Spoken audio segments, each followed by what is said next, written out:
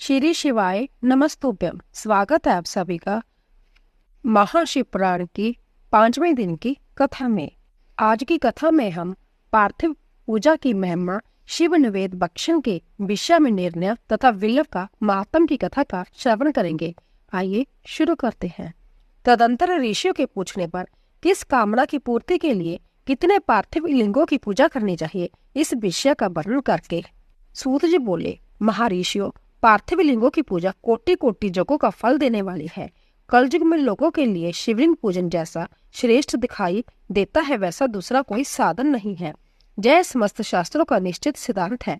शिवलिंग भोग और मोक्ष देने वाला है। लिंग 3 प्रकार के कहे गए हैं, उत्तम, मध्यम और अधम। जो 4 उंगल ऊंचा और देखने में सुंदर हो तथा वेदी से युक्त उस शिवलिंग को शास्त्र महर्षि ने उत्तम कहा है। उससे आधा मध्यम और उससे आधा अदम माना गया है। इस तरह 3 प्रकार के शिवलिंग कहे गए हैं। जो उत्तरोत्तर श्रेष्ठ है, ब्राह्मण, क्षत्रिय, वैश्य, शूद्र अथवा विलोम शंकर कोई भी क्यों न हो, वह अपने अधिकार के अनुसार वैदिक अथवा तांत्रिक मंत्र से सदा आदर पूर्वक शिवलिंग की पूजा करे।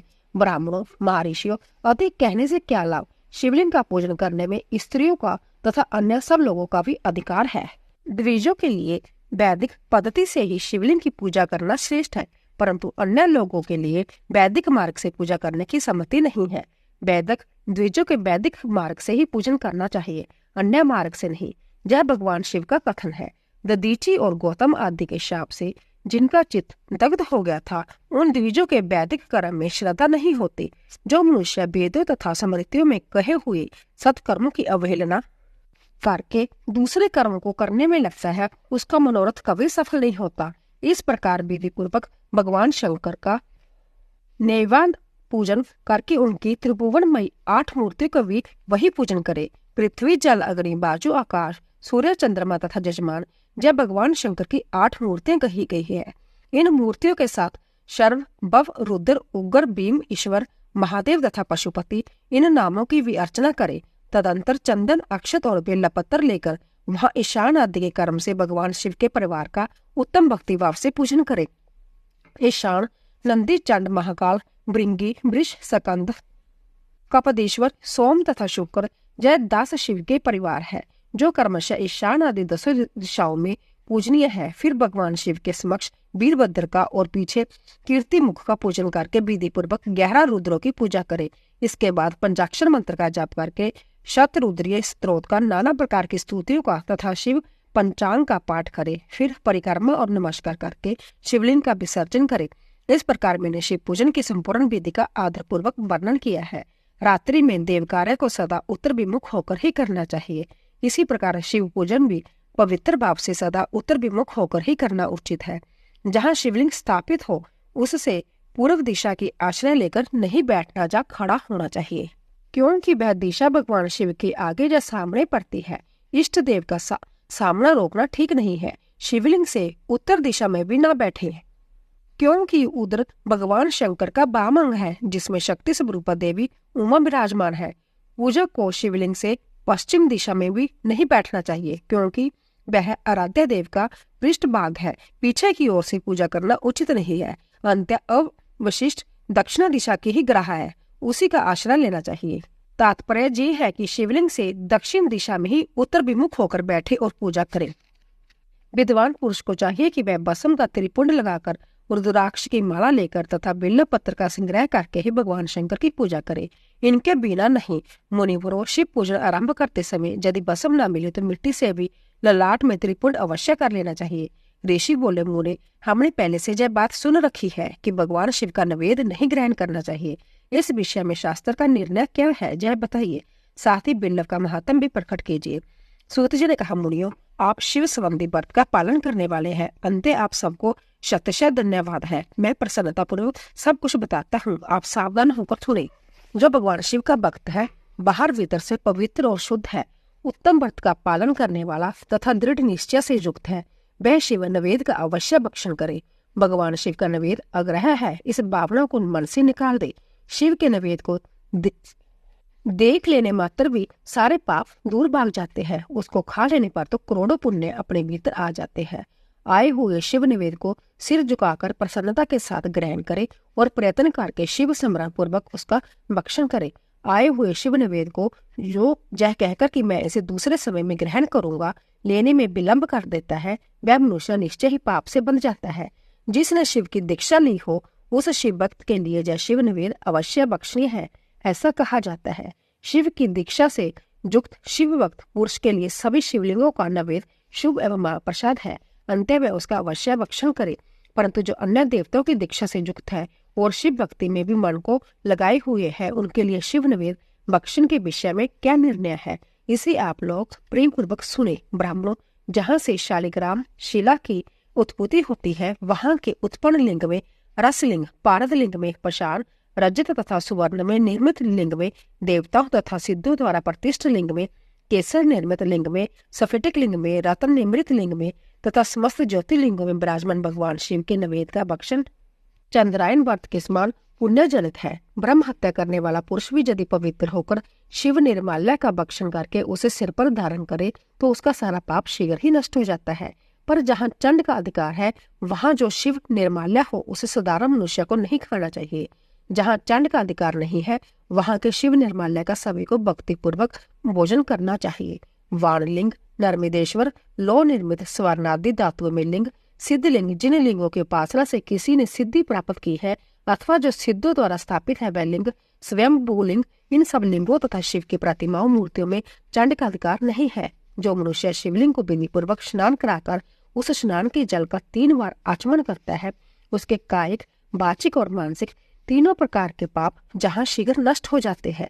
जो शिव नवेद, पत्थर, पुष्प, फल और जल अग्रह है वह सभी शालिग्राम की शिला से स्पर्श से पवित्र ग्रहण करने के योग्य हो जाता है। मुनि शिवरों, शिवलिंग के ऊपर चढ़ा हुआ जो द्रव्य है वह अग्रह है। जो वस्तु लिंग स्पर्श से रहित है अर्थात जिस वस्तु को अलग रखकर शिवजी को निवेदित किया जाता है, लिंग के ऊपर चढ़ाया नहीं जाता है, उसे अंततः पवित्र जानना चाहिए। मुनिवरों, इस प्रकार नवेद के विषय में शास्त्र का निर्णय बताया गया है। अब तुम लोग सावधान हो, आदर पूर्वक विल्लव का महात्मा सुनो। यह विल्लव वृक्ष महादेव का ही रूप है। देवताओं ने भी इसकी स्तुति की है। फिर जिस किसी तरह से इसकी महिमा कैसे जानी जा सकती है, तीनों लोकों में जितने पुण्य तीर्थ प्रसिद्ध है वह संपूर्ण तीर्थ विल्लव के मूल भाग में निवास करते हैं।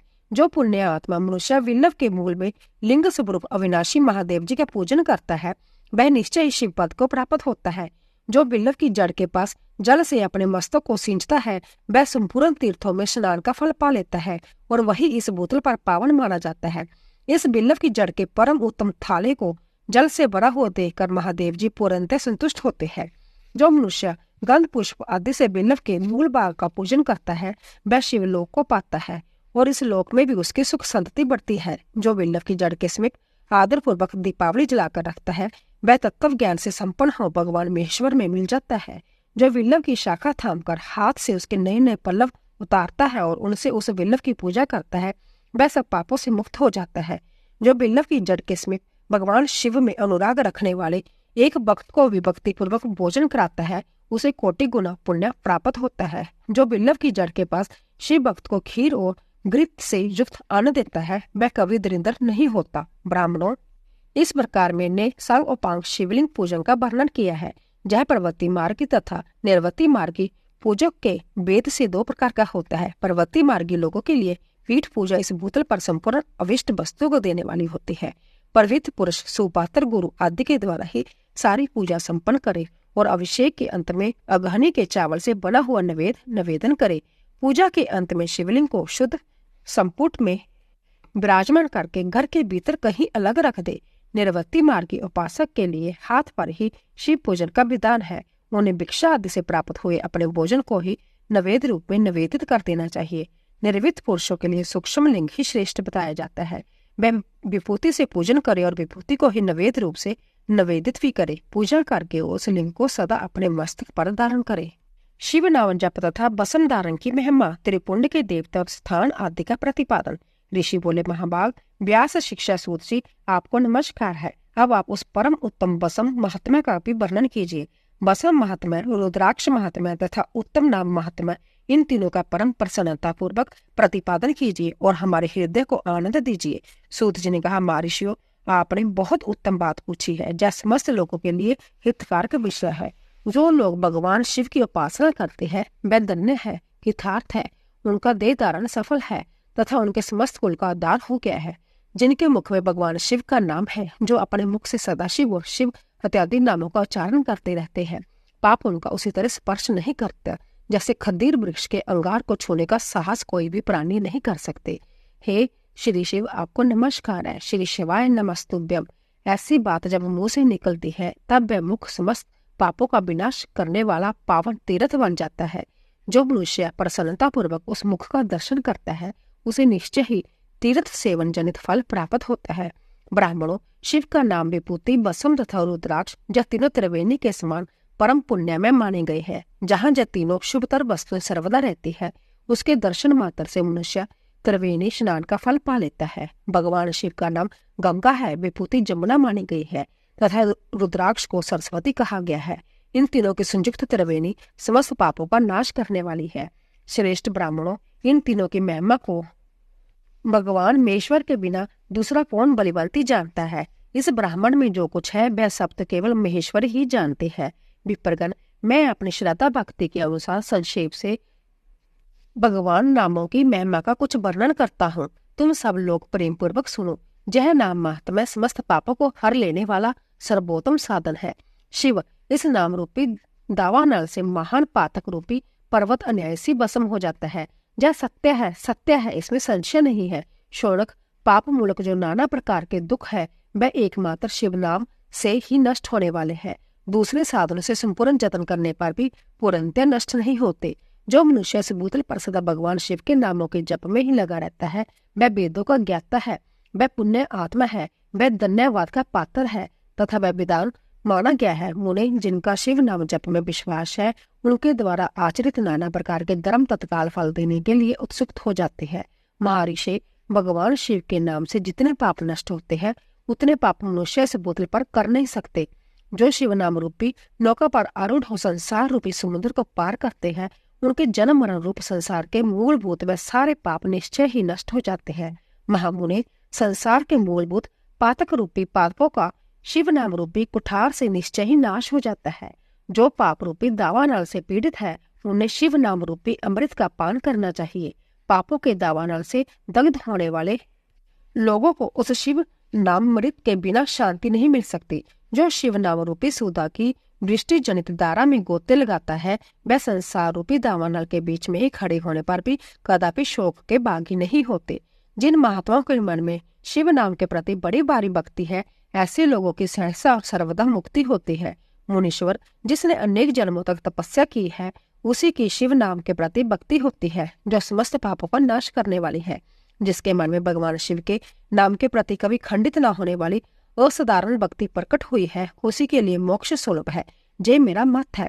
जो अनेक पाप करके भी भगवान शिव के नाम जप में आदर पूर्वक लग गया है, वह समस्त पापों से मुक्त हो ही जाता है। इसमें संशय नहीं है। जैसे वन में दावानल से दग्ध हुए वृक्ष भस्म हो जाते हैं, उसी प्रकार शिव नाम रूपी दावानल से दग्ध होकर उस समय तक के सारे पाप भस्म हो जाते हैं। शौनक, जिसके अंग नित्य भस्म लगाने से पवित्र हो गए हैं तथा जो शिव नाम जप का आदर करने लगा है, वह घोर संसार सागर को भी पार कर ही लेता है।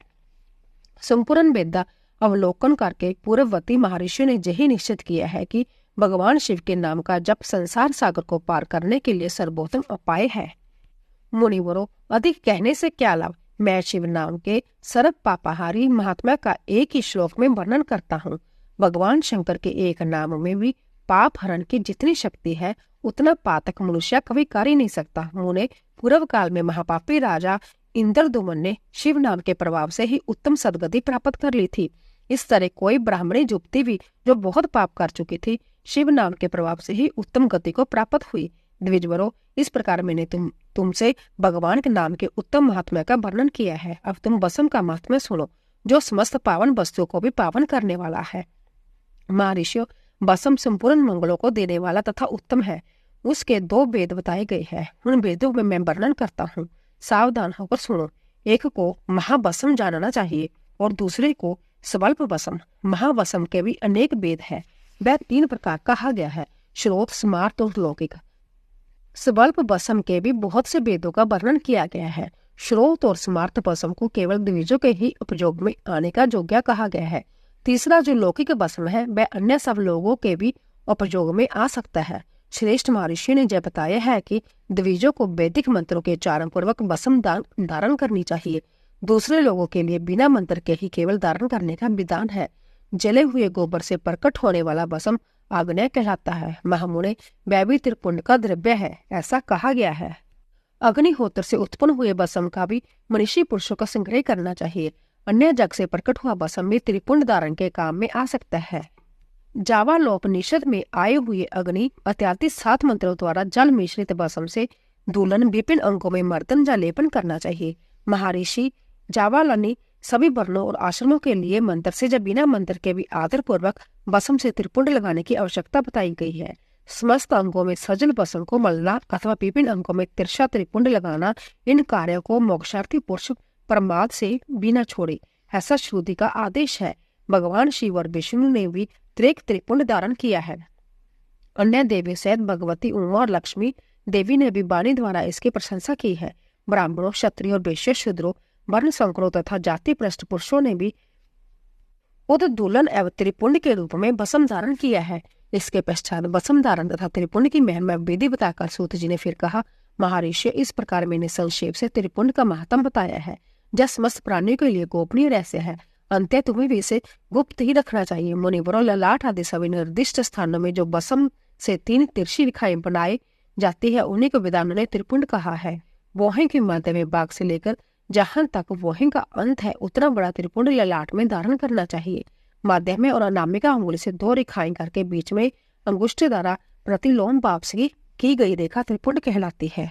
अथवा बीच की 3 उंगलियों से भस्म लेकर जतन पूर्वक भक्ति भाव से ललाट में त्रिपुंड धारण करना चाहिए।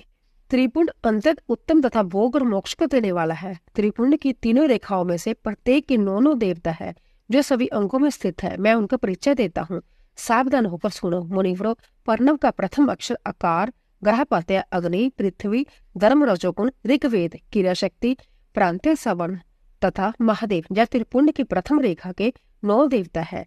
जय बात शिव दीक्षा परायण पुरुषों को अच्छी तरह समझ लेनी चाहिए। पर्णव का दूसरा अक्षर ओंकार, दक्षिण अग्नि, आकाश, सत्व गुण, यजुर्वेद, मध्य दिन सवर्ण, इच्छा शक्ति, अंतरात्मा तथा महेश्वर। यह दूसरी रेखा के 9 देवता है। पर्णव का तीसरा अक्षर मुकार, वाणीय अग्नि, परमात्मा, तमोगुण, दूलोक, ज्ञान शक्ति, सामवेद, तृतीय सवर्ण तथा शिव। यह तीसरी रेखा के 9 देवता है। इस प्रकार स्थान देवताओं को उत्तम भक्ति भाव से नित्य नमस्कार करके स्नान आदि से शुद्ध हुआ पुरुष यदि त्रिपुंड धारण करे तो भोग और मोक्ष को भी प्राप्त कर लेता है। हे मुनीश्वर, जय संपूर्ण अंगों में स्थान देवता बताए गए हैं, अब उनके संबंधी स्थान बताता हूँ, भक्ति पूर्वक सुनो। 32, 16, 8 अथवा 5 स्थानों में त्रिपुंड का न्यास करे।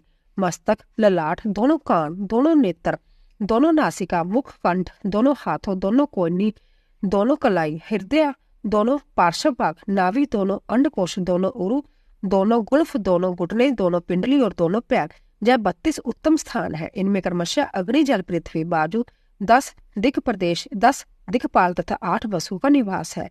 दर, ध्रुव, सोम, आप, अनिल, अनल, पृथ्वीश और प्रवास, यह 8 वसु कहे गए हैं। इन सबका नाम मात्र लेकर इनके स्थानों में विद्वान पुरुष त्रिपुंड धारण करे अथवा एकाग्र चित्त हो 16 स्थान में त्रिपुंड धारण करे। मस्तक, ललाट, कंठ, दोनों कंधों, दोनों भुजाओं, दोनों कोहनियों तथा दोनों कलाइयों में, हृदय में, नाभि में, दोनों पसलियों में तथा पृष्ठ भाग में त्रिपुंड लगाकर वहां दोनों अश्विनी कुमारों का शिव शक्ति, रुद्र, ईश तथा नारद का और बामा आदि 9 शक्तियों का पूजन करे। जय सब मिलकर 16 देवता है।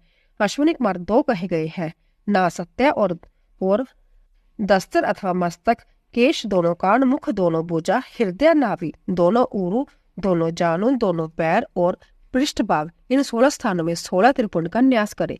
मस्तक में शिव, केश में चंद्रमा, दोनों कानों में रुद्र और ब्रह्मा, मुख में विघ्न राज गणेश, दोनों भुजाओं में विष्णु और लक्ष्मी, हृदय में शंभु, नाभि में प्रजापति, दोनों उरुओं में नाग और नाग कन्याएं, दोनों घुटनों में ऋषि कन्याएं, दोनों पैरों में समुद्र तथा विशाल पृष्ठभाग में संपूर्ण तीर्थ देवता रूप से विराजमान है। इस प्रकार 16 स्थानों का परिचय दिया गया है। अब 8 स्थान बताए जाते हैं। ग्रह स्थान, ललाट, परम उत्तम, करण जुगल, दोनों कंधे, हृदय और नाभि। जय 8 स्थान है। इनमें ब्रह्मा तथा सप्तऋषि जय 8 देवता बताए गए हैं। मुनीश्वरों, वसम के स्थान को जानने वाले विद्वानों ने इस तरह 8 स्थानों का परिचय दिया है, अथवा मस्तक दोनों बजाय हृदय और नाभि, इन 5 स्थानों को वसम वेत्ता पुरुष ने भी वसम धारण के योग्य बताया है।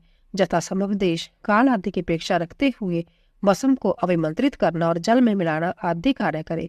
यदि अवदूलन भी असमर्थ हो तो त्रिपुंड आदि लगाए। त्रिनेत्रधारी, तीनों गुणों के दार तथा तीनों देवताओं के जनक भगवान शिव का स्मरण करते हुए नमः शिवाय कहकर ललाट में त्रिपुंड लगाए। ईशाम्य नमः ऐसा कहकर दोनों पार्श्व भागों में त्रिपुंड धारण करे। बीजाभ्य नमः जय बोलकर दोनों कलाइयों में बसम लगावे। पितराभ्य नमः कहकर नीच के अंगों में, उमेशाम्य नमः कहकर ऊपर के अंगों में तथा भीमाय नमः कहकर पीठ में और सिर के पिछले भाग में त्रिपुंड लगाना चाहिए। रुद्राक्ष धारण की महिमा तथा उसके विविध भेदों का वर्णन। सूत जी कहते हैं, महाप्राग महामते शिव रूप शौनक। अब मैं संक्षेप से रुद्राक्ष का महात्मा बता रहा हूँ, सुनो। रुद्राक्ष शिव को बहुत ही प्रिय है, इसमें परम पावन समझना चाहिए। रुद्राक्ष के दर्शन से, स्पर्श से तथा उस पर जप करने से वह समस्त पापों का उपहरण करने वाला माना गया है। मुने पूर्व काल में परमात्मा शिव ने समस्त लोगों का उपकार करने के लिए देवी पार्वती के सामने रुद्राक्ष की महिमा का वर्णन किया था। भगवान शिव बोले, महेश्वरी शिवे, मैं तुम्हारे प्रेम वश भक्तों के हित की कामना से रुद्राक्ष की महिमा का वर्णन करता हूँ। सुनो, हे महेश्वरी, पूर्व काल की बात है, मैं मन को संयम में रखकर हजारों दिव्य वर्षों तक घोर तपस्या करने लगा। एक दिन सहसा मेरा मन शुद्ध हो उठा। परमेश्वरी, मैं संपूर्ण लोगों का उपकार करने वाला स्वतंत्र परमेश्वर हूँ। अंत्य उस समय मैंने लीलावश ही अपने दोनों नेत्र खोले। खोलते ही मेरे मनोहर नेत्रकूटों से कुछ जल की बूंदें गिरी। आंसू की उन बूंदों से वहां रुद्राक्ष नामक वृक्ष पैदा हो गया। भक्तों पर अनुग्रह करने के लिए वह अश्रु बिंदु स्थावर भाव को प्राप्त हो गई। वह रुद्राक्ष मैंने विष्णु भक्त को तथा चारों वर्णों के लोगों को बांट दिया। भूतल पर अपने प्रिय रुद्राक्षों को मैंने गौड़ देश में उत्पन्न किया। मथुरा, अयोध्या, लंका, मलयांचल, सहगिरी, काशी तथा अन्य देशों में भी उनके अंकुर उगाए। वह उत्तम रुद्राक्ष असाह पाप समूहों का भेदन करने वाला तथा श्रुतियों को भी प्रेरक है। मेरी आज्ञा से मैं ब्राह्मण, क्षत्रिय, वैश्य और शूद्र जाति के भेद से इस भूतल पर प्रकट हुए। रुद्राक्ष की ही जाति के शुभाक्ष भी है। इन ब्राह्मणादि जाति वाले रुद्राक्षों के वर्ण, श्वेत, रक्त, पीत तथा कृष्ण जानने चाहिए। मनुष्य को चाहिए कि वह कर्मशय वर्ण के अनुसार अपनी जाति का ही रुद्राक्ष धारण करे। भोग और मोक्ष की इच्छा रखने वाले चारों वर्णों के लोगों और विशेषतः शिव भक्तों को शिव पार्वती की प्रसन्नता के लिए रुद्राक्ष के फलों को अवश्य धारण करना चाहिए। आंवले के फल के बराबर जो रुद्राक्ष है वह श्रेष्ठ बताया गया है। जो बेर के फल के बराबर है उसे मध्यम श्रेणी का कहा गया है, और जो चने के बराबर है उसकी गणना निम्न कोटि की गई है। अब इसकी उत्तमता को परखने के लिए यह दूसरी उत्तम प्रक्रिया बता रहा हूँ। इसे बताने का उद्देश्य है भक्तों की हित कामना। पार्वती, तुम भलीभांति प्रेम पूर्वक इस विषय को सुनो। महेश्वरी, जो रुद्राक्ष बेर के फल के बराबर होता है वह उतना छोटा होने पर भी लोक में उत्तम फल देने वाला तथा सुख सौभाग्य की वृद्धि करने वाला होता है। जो रुद्राक्ष आंवले के फल के बराबर होता है वह समस्त अरिष्टों का विनाश करने वाला होता है, तथा जो गुंजा फल के समान बहुत छोटा होता है वह संपूर्ण मनोरथ और फलों की सिद्धि करने वाला होता है। रुद्राक्ष जैसे जैसे छोटा होता है वैसे वैसे अधिक फल देने वाला होता है। एक एक बड़े रुद्राक्ष की एक एक छोटे रुद्राक्ष को विद्वानों ने 10 गुना अधिक फल देने वाला कहा है। पापों का नाश करने के लिए रुद्राक्ष धारण आवश्यक बताया गया है। वह निश्चय संपूर्ण अविष्ट मनोरथों का साधक है। अंत्य अवश्य ही उसे धारण करना चाहिए। परमेश्वरी लोक में मंगलमय रुद्राक्ष जैसा फल देने वाला देखा जाता है, वैसी फलदायिनी दूसरी कोई माला नहीं दिखाई देती। देवी समान आकार प्रकार वाले चिकने, मजबूत, स्थूल, कंटक युक्त, उभरे हुए छोटे छोटे दानों वाले और सुंदर रुद्राक्ष अवलेशित पदार्थों के दाता तथा सदैव भोग और मोक्ष देने वाले हैं। जिसे कीड़ों ने दूषित कर दिया हो, जा टूटा फूटा हो, जिसमें उभरे हुए दाने ना हो, जो वर्ण युक्त हो तथा जो पूरा पूरा गोल ना हो, इन 5 प्रकार के रुद्राक्षों को त्याग देना चाहिए। जिस रुद्राक्ष में अपने आप ही डोरा परोने के योग्य सिद्ध हो गया हो वही जहाँ उत्तम माना गया है। जिसमें मनुष्य के प्रयत्न से शेद किया गया हो वह मध्यम श्रेणी का होता है। रुद्राक्ष धारण बड़े बड़े पातकों का नाश करने वाला है। इस जगत में 1100 रुद्राक्ष धारण करके मनुष्य जिस फल को पाता है उसका वर्णन सैकड़ों वर्षों में भी नहीं किया जा सकता है। भक्तिमान पुरुष 550 रुद्राक्ष के दानों का सुंदर मुकुट बना लेने और उसे सिर पर धारण करे। 360 दानों का लंबे सूत्र में पिरोकर एक हार बना ले। वैसे वैसे 3 हार बनाकर भक्ति प्राण पुरुष उनका जोग पवित्र तैयार करे और उसे यथास्थान धारण किया करे। इसके बाद किस अंग में कितने रुद्राक्ष धारण करना चाहिए यह बताकर सूत जी बोले, महाऋषियों सिर पर ईशान मंत्र से, कान में तत्पुरुष से मंत्र से तथा गले और हृदय में अघोर मंत्र से रुद्राक्ष धारण करना चाहिए। विद्वान पुरुष दोनों हाथों में अघोर बीज मंत्र से रुद्राक्ष धारण करे, उदर पर वामदेव मंत्र से 15 रुद्राक्ष द्वारा गूंथी हुई माला धारण करे अथवा अंगों सहित पर्णव का 5 बार जप करके रुद्राक्ष की 3, 5 या 7 मालाएं धारण करे अथवा मूल मंत्र नमः शिवाय से ही समस्त रुद्राक्षों को धारण करे। रुद्राक्षधारी पुरुष अपने खान पान में मदिरा, मांस, लहसुन, प्याज, सहजन, लिसोड़ा आदि को त्याग दे। गिरिजानंद ने उनमें श्वेत रुद्राक्ष केवल ब्राह्मणों को ही धारण करना चाहिए। गहरे लाल रंग का रुद्राक्ष क्षत्रिय के लिए हितकारक बताया गया है। वैश्यों के लिए प्रतिदिन बारंबार पीले रुद्राक्ष को धारण करना आवश्यक है और शूद्रों को काले रंग का रुद्राक्ष धारण करना चाहिए। जब वेदोक्त मार्ग है, ब्रह्मचारिणी, बानप्रस्थ, गृहस्थ और सन्यासी सबको नियम पूर्वक रुद्राक्ष धारण करना उचित है। इसे धारण करने का सौभाग्य बड़े पुण्य से प्राप्त होता है। उनमें पहले आंवले के बराबर और फिर उससे भी छोटे रुद्राक्ष धारण करे। जो रोगी हो, जिनमें दाने ना हो, जिन्हें कीड़ों ने खा लिया हो, जिनमें प्रयोजोग छेद ना हो, ऐसे रुद्राक्ष मंगलाकांक्षी पुरुषों के लिए नहीं धारण करना चाहिए। रुद्राक्ष मेरा मंगलमय लिंग विग्रह है। वह अंत तो गतवा चने के बराबर लघुतर होता है। सूक्ष्म रुद्राक्ष को ही सदा प्रशस्त माना गया है। सभी आश्रमों, समस्त वर्णों, स्त्री और शूद्रों को भी भगवान शिव की आज्ञा के अनुसार सदैव रुद्राक्ष धारण करना चाहिए। जतियों के लिए पर्णव के उच्चारण पूर्वक रुद्राक्ष धारण करना विधान है। जिसके ललाट में त्रिपुंड लगा हो और सभी अंग रुद्राक्ष से विभूषित हो तथा जो मृत्युंजय का मंत्र का जप कर रहा हो, उसका दर्शन करने से साक्षात रुद्र के दर्शन का फल प्राप्त होता है। पार्वती, रुद्राक्ष अनेक प्रकार के बताए गए हैं। मैं उनके वेदों का वर्णन करता हूँ। वह वेद भोग और मोक्ष रूप फल देने वाले हैं। तुम उत्तम भक्ति भाव से उनका परिचय सुनो। एक मुख वाला रुद्राक्ष साक्षात शिव स्वरूप है। वह भोग और मोक्ष रूपी फल प्रदान करता है। जहाँ रुद्राक्ष की पूजा होती है, वहां से लक्ष्मी दूर नहीं जाती। उस स्थान के सारे उपद्रव नष्ट हो जाते हैं तथा वहां रहने वाले लोगों की संपूर्ण कामनाएं पूर्ण होती है। 2 मुख वाला रुद्राक्ष देव देवेश्वर कहा गया है। वह संपूर्ण कामना और फलों को देने वाला है। 3 मुख वाला रुद्राक्ष सदा साक्षात साधन का फल देने वाला है। उसके प्रभाव से सारी विद्याएं प्रतिष्ठित होती है। 4 मुख वाला रुद्राक्ष साक्षात ब्रह्मा रूप है। वह दर्शन और स्पर्श से शीघ्र ही धर्म, अर्थ, काम और मोक्ष इन चारों पुरुषार्थों को देने वाला है। 5 मुख वाला रुद्राक्ष साक्षात काल अग्नि रुद्र रूप है। वह सब कुछ करने में समर्थ है। सबको मुक्ति देने वाला तथा संपूर्ण मनोवांछित फल प्रदान करने वाला है। 5 मुख रुद्राक्ष समस्त पापों को दूर कर देता है। 6 मुखों वाला रुद्राक्ष कार्तिकेय का स्वरूप है। यदि दाहिनी बाह में उसे धारण किया जाए तो धारण करने वाला मनुष्य ब्रह्म हत्या आदि पापों से मुक्त हो जाता है। इसमें संचय नहीं है। महेश्वरी 7 मुख वाला रुद्राक्ष अनंग स्वरूप और अनंग नाम से ही प्रसिद्ध है। देवेशी उसको धारण करने से धीरेन्द्र भी ऐश्वर्यशाली हो जाता है।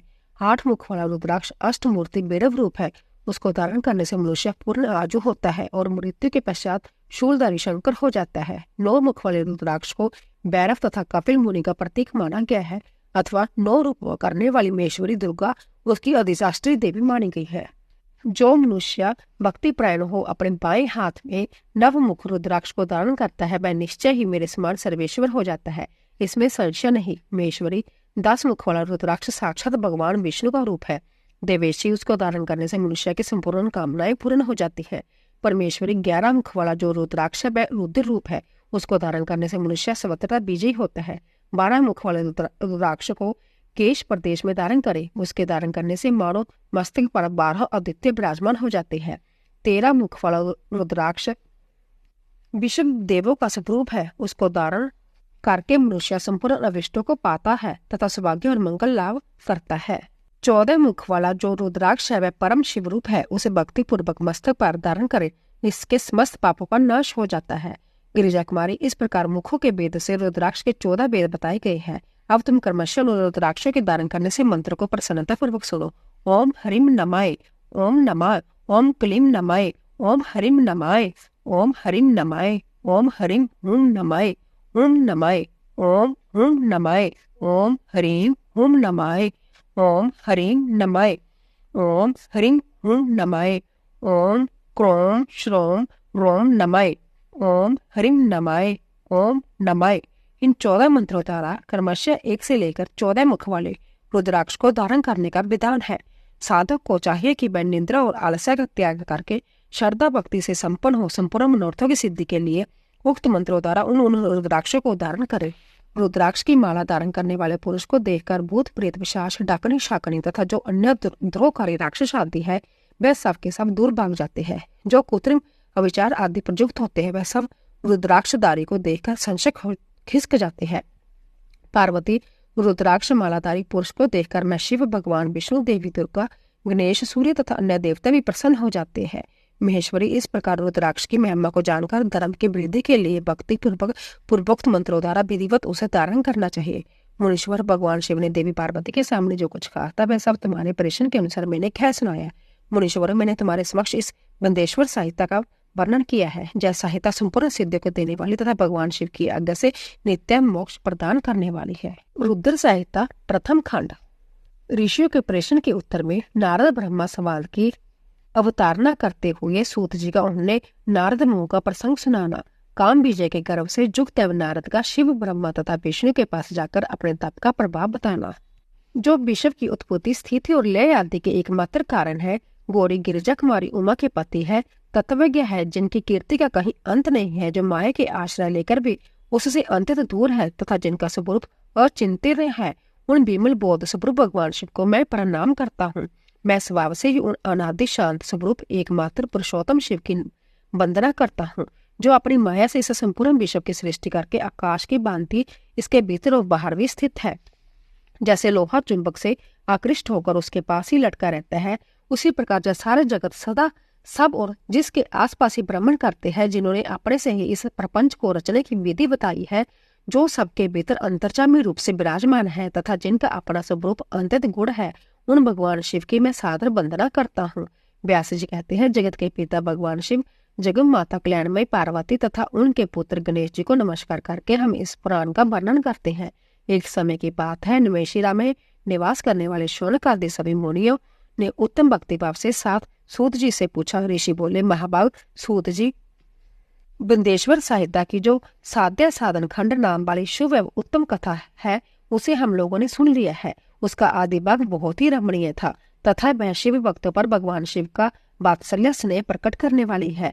हे विद्वान, अब आप भगवान शिव के परम उत्तम स्वरूप का वर्णन कीजिए, साथ ही शिव और पार्वती के दिव्य चरित्रों का पूर्ण रूप से श्रवण कराइए। हम पूछते हैं, निर्गुण महेश्वर लोक में सुगुण रूप कैसे धारण करते हैं? हम सब लोग विचार करने पर भी शिव के तत्व को नहीं समझ पाते। सृष्टि के पहले भगवान शिव किस प्रकार अपने स्वरूप से स्थित होते हैं, फिर सृष्टि के मध्यकाल में वह भगवान किस तरह क्रीड़ा करते हुए सम्यक व्यवहार बर्ताव करते हैं, और सृष्टि कल्प का अंत होने पर वह महेश्वर देव किस रूप में स्थित रहते हैं।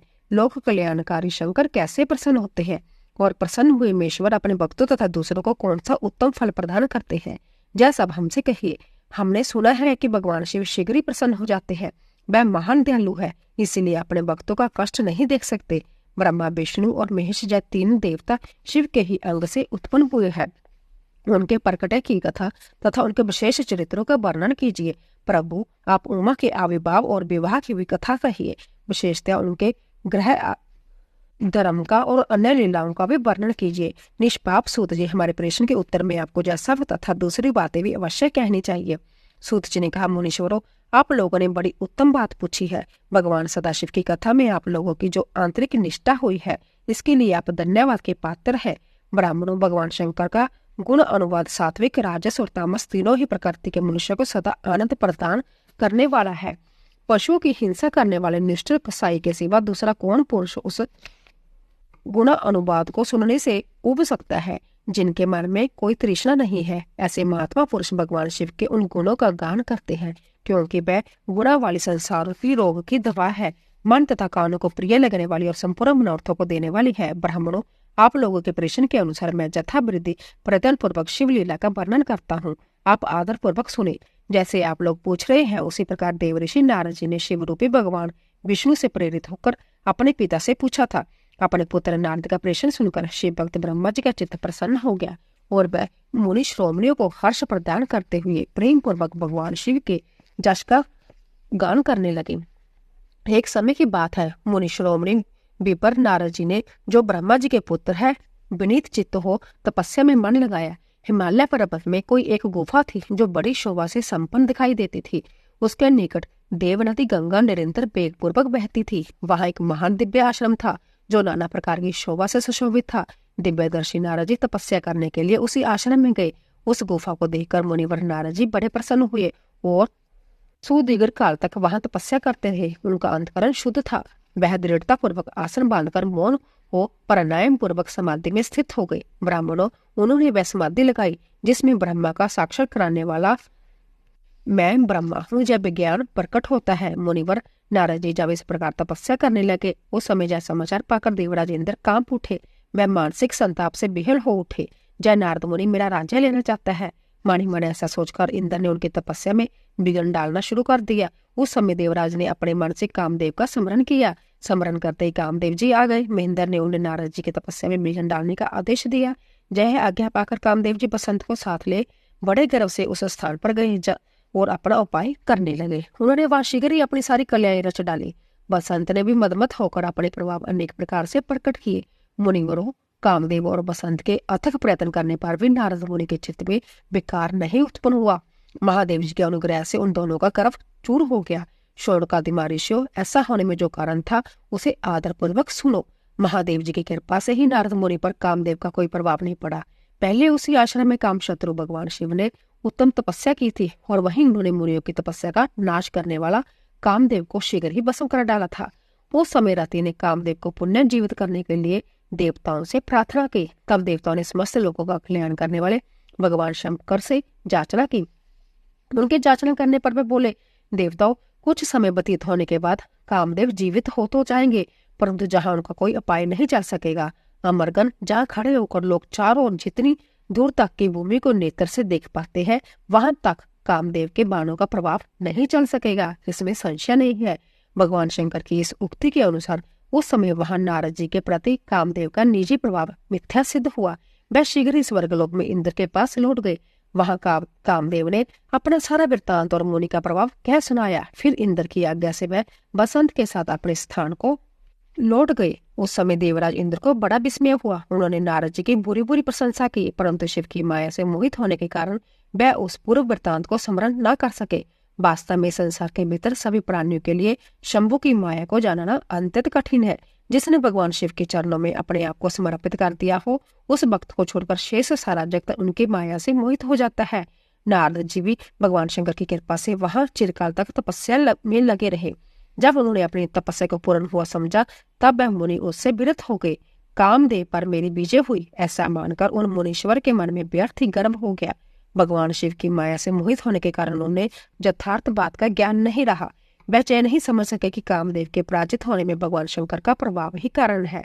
उस माया से अंततः मोहित हो मुनि श्रोमणी नारद अपना काम विजय संबंधी वृत्तांत बताने के लिए तुरंत ही कैलाश पर्वत पर गए। उस समय वह विजय के मत से उन्मुख हो रहे थे। वहां रुद्रदेव को नमस्कार करके गर्व से भरे हुए मुनि ने अपने आप को महात्मा मानकर तथा अपने ही प्रभाव से कामदेव पर अपनी विजय हुई समझकर उनसे सारा वृत्तांत कह सुनाया। वह सब सुनकर भक्त वत्सल भगवान शंकर ने नारद जी से कहा, जो अपनी शिव की हिमाया से मोहित होने के कारण काम बीजे के यथार्थ कारण को नहीं जानते थे और अपने को विवेक में भी हो बैठे थे, कहा। रुद्र बोले, तात नारद, तुम बड़े विद्वान हो, धन्यवाद के पात्र हो, परंतु मेरी यह बात ध्यान देकर सुनो। अब से फिर कभी ऐसी बात कभी न कहना, विशेषतः भगवान विष्णु के सामने इसकी चर्चा कदापि न करना। तुमने मुझसे अपना जो वृत्तांत बताया है उसे पूछने बार भी दूसरों के सामने न कहना। जय सिद्धि संबंधी वृत्तांत सर्वथा गुप्त रखने जो क्या है, इसे कभी किसी पर प्रकट नहीं करना चाहिए। तुम मुझे विशेष प्रिय हो, इसीलिए अधिक जोर देकर मैं तुम्हें यह शिक्षा देता हूँ और उसे ना कहने की आज्ञा देता हूँ, क्योंकि तुम भगवान विष्णु के भक्त हो और उनके भक्त होते हुए भी मेरे अंतिम अनुगामी हो। इस प्रकार बहुत कुछ कहकर संसार की सृष्टि करने वाले भगवान रुद्र ने नारद जी को शिक्षा दी। अपनी वृत्तांत को गुप्त रखने के लिए उन्हें समझाया बुझाया, परंतु वह तो शिव की माया से मोहित थे, इसीलिए उन्होंने उनकी दी हुई शिक्षा को अपने लिए हितकारी न माना।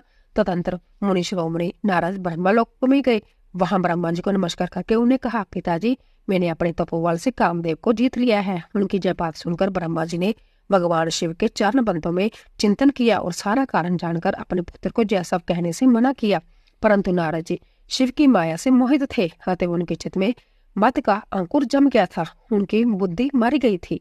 इसीलिए नारद जी अपना सारा वृत्तांत भगवान विष्णु के सामने कहने के लिए वहां से शीघ्र ही विष्णु लोक में चले गए। नारद मुनि को आते देखकर भगवान विष्णु बड़े आदर से उठे और शीघ्र ही आगे बढ़कर उन्होंने मुनि का हृदय से लगा लिया।